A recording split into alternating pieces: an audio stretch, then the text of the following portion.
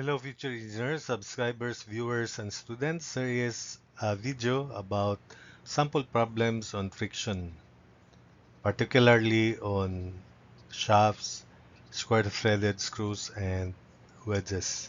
So for the first part, although we have a rope here in contact with the pulley, it is the shaft here inserted, just like a pin, where there is friction. So it, it is understood that because the shaft is rotating, there's no friction on between rather the shaft and the between the ropes and the pulley. So this is the situation. The pulley of 8 inches radius is mounted on a shaft of 1 inch radius. So this is 1 inch radius shaft. The shaft is supported by two journal bearings. There are two journal bearings here. So therefore, the weight of the bucket plus the sand and the weight of box A will be divided by 2 because there are two journal bearings. Take note in this problem. The coefficient of static friction between the bearings and the shaft is mu s 0.15. Neglect the weights of the pulley and shaft. The 50-pound block A rests on the floor. If sand is slowly added to the bucket B, what do the bucket and sand weigh when the shaft slips in the bearings? So let's draw the free body diagram. So this is the weight of the sand plus the bucket combined divided by 2. The explanation is there are two journal bearings. So half of the weight will be supported by one journal bearing. So this is it. Then 50 pounds becomes 25 pounds. This is the normal force. The normal force is the sum of W over 2 and 25 pounds. And the frictional resistance, because the tight tension would be here, motion is impending in that direction. So slipping should be opposite to this sense, or the moment of W over 2 should be opposed by this frictional force, which is mu s times normal. So it should be clockwise because the moment of the weight of the bucket plus the sand, additional sand, produces counterclockwise moment. So that's our target or objective. So again, n summation versus y equals 0, n is w over 2 plus 25.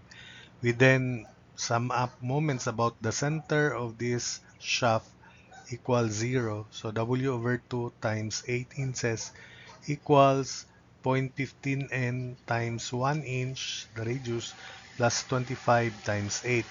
So again, w over 2 times 8 equals 0.15 n times 1 plus 25 times 8. Since 0.15 n times 1 remains 0.15 n, so we have 4w equals 0.15 n, and n is quantity w over 2 plus 25, then plus 25 times 8. So simplifying, 4w minus 0.15 over 2w is 3.925w, and 0.15 times 25 plus 200 is 203.75. Finally, solving for the weight of the bucket and sand, it is 51.91 pounds. So that's it for this problem. So for this problem, members CD and DG of the truss have torn buckles. So let's look at this problem here. The pitch of the threads is 4 mm. Their mean radius R is 10 mm. And the coefficient of static friction between the threads and the matting grooves is 0.18. What couple must be exerted on the torn buckle of member CD to start loosening it? So this is the situation. The torn buckle should be self-locking, so that uh, the amount of couple that should be needed to to uh, loosening the torn buckle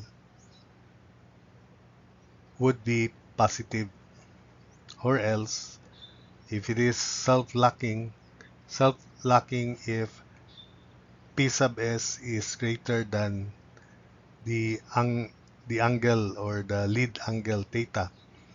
If it is less than, it is not self-locking, so the torn buckle will just torn by itself without applying a couple.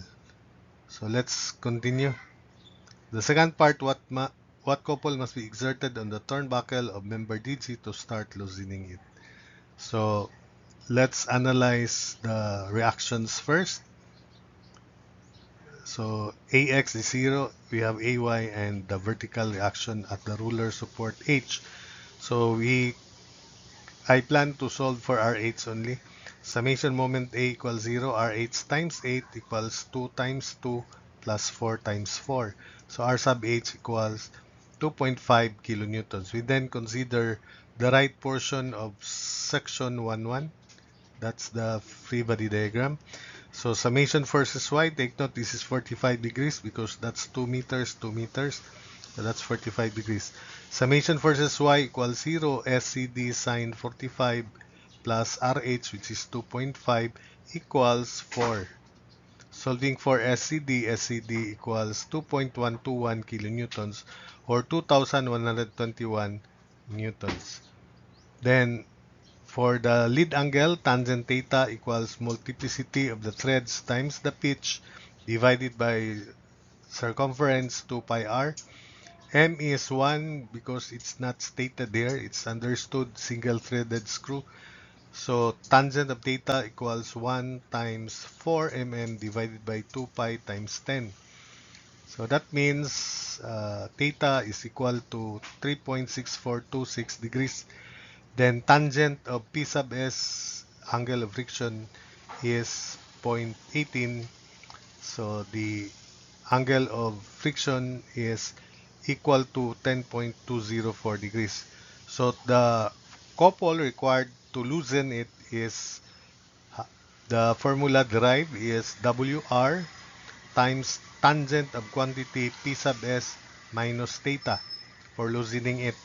Now, for tightening it, C sub O is W times radius times tangent of P sub S plus theta. Now, what is W? The W should be the load on the turnbuckle, which is the force. And since there are two sides of the turnbuckle, the couple is transmitted or to be applied is just half of the entire couple that must be inserted to loosen the turnbuckle in portion CD. So that is C sub O equals WR, tangent of quantity P sub S minus theta. So this W is the force on member CD and the couple is just half because there are two sides. So C sub O over 2 equals W, 2,121. R is 0.01 meter. Then tangent of quantity 10.204 minus 3.6426 degrees. Solving for C sub O in Newton meter, C sub O is 4.879 Newton meters. Now for the second part,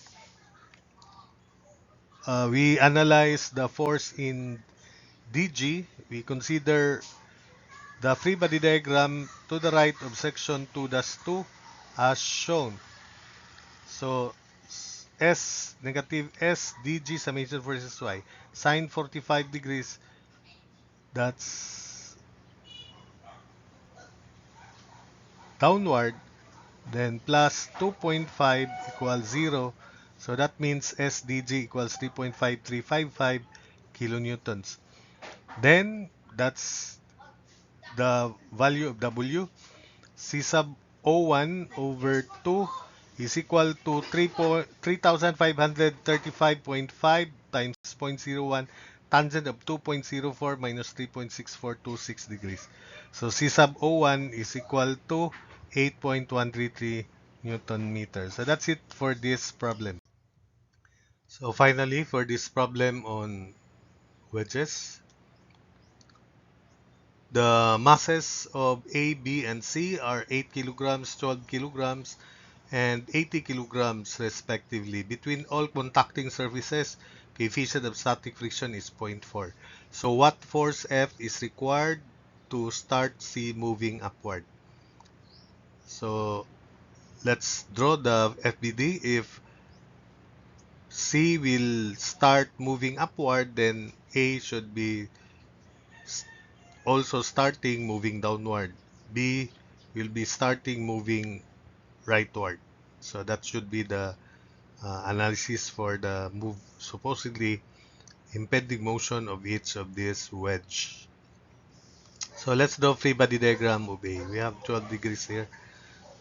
So F, the weight of block A is 8 kilograms times 9.81, 78.48 Newton. So normal is perpendicular to the vertical surface here. Friction is upward because motion is impending downward, supposedly for block A. So the angle that R1 makes with the normal axis is inverse tangent of zero point 0.4, and that's 21.801 degrees. Therefore, the angle that R1 makes with the vertical is 90 degrees minus 21.801 degrees, and that's 68.199 degrees. So likewise, for this side here, we have horizontal line. This is the normal axis, which makes an angle with the horizontal of 12 degrees because this is 12 degrees here. Then R2 makes an angle with the normal axis of inverse tangent of 0.4 again, and that's 21.801 degrees. Therefore, the angle that R2 makes with the vertical is 90 degrees minus 12 degrees minus 21.801 degrees, and that's 56.199 degrees. We then draw the force triangle for these forces here. We have the vertical force F plus 78.48 newtons. R1 makes an angle with the vertical of 68.199 degrees. R2 makes an angle with a vertical of 56.199 degrees. Therefore, this remaining angle is 180 degrees minus 68.199 degrees minus 56.199 degrees. So since it is R2 that is important to be transmitted to block B, we have to solve for R2 by sine law. So R2 as to sine 68.199 degrees equals F plus 78.48 as to sine of 55.602 degrees. So expressing R2 in terms of F and the constant, R2 is equal to 1.1252 of F plus 88.309 newtons.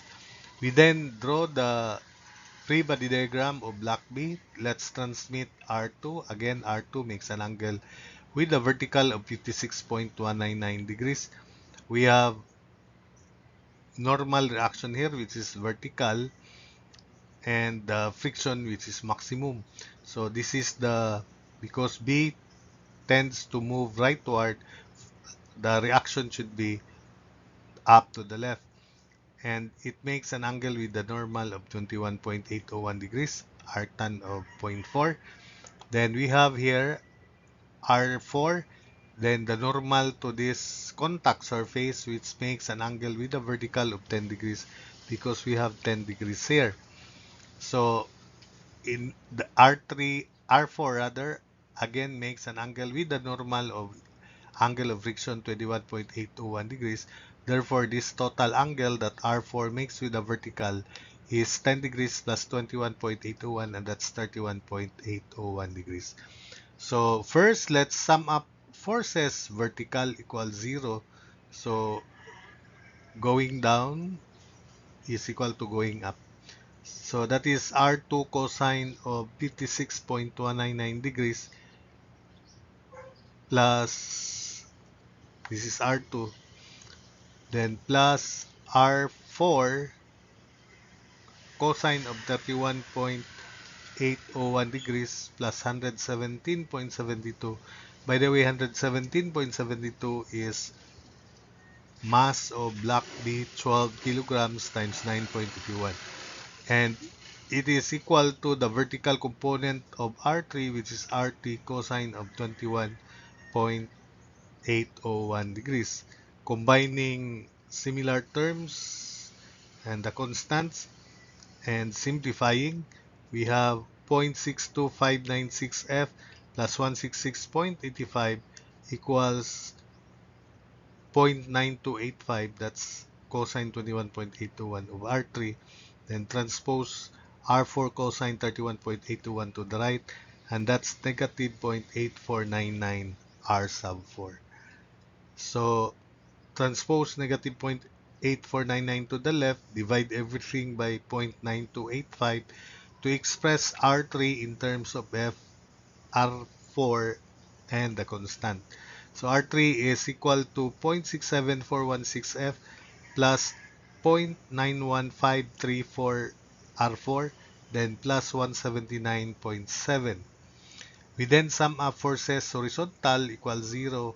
So R2 sine of, this is R2, sine of 56.199 degrees is equal to R3 sine of 21.801 degrees plus R4 sine of 31.801 degrees. We substitute the value of R3, which is equal to that. Then let's simplify the left side. 0.935 F plus 73.383 is equal to uh, 0.3714 R3. That's sine 21.821 plus sine of 31.821 R4 is 0.52697 R4. We substitute the value of R3, so 0.935 F plus 73.383 equals 0.714 of R3, and R3 is this 0.67416 F plus 0.91535 R4 plus 179.7, then plus 0.52697 R4. Combining like terms and simplifying, 0.68462 F plus 0.6 plus 6.6424, that's the constant, is equal to 0.86693 R4. Divide everything by 0.86693, then we can express R4 in terms of F and the constant, and it is 0.78971 of F plus 7.662. Finally, summation forces Y, we draw the FBD of C. The free body diagram would be as shown. So we have R3, which makes an angle with a vertical of 31.801 degrees. The weight of block C is 80 times 9.81, so 784.8 newtons. And since these are rollers, the reaction will just be normal. So that N1 will not be involved. The equation is summation versus Y equals 0. So R4 cosine 31.801 degrees equals 784.8. Finally, solving for F is equal to 1160 newtons. So that's it for this video. I hope that you were able to follow the explanations and the solutions.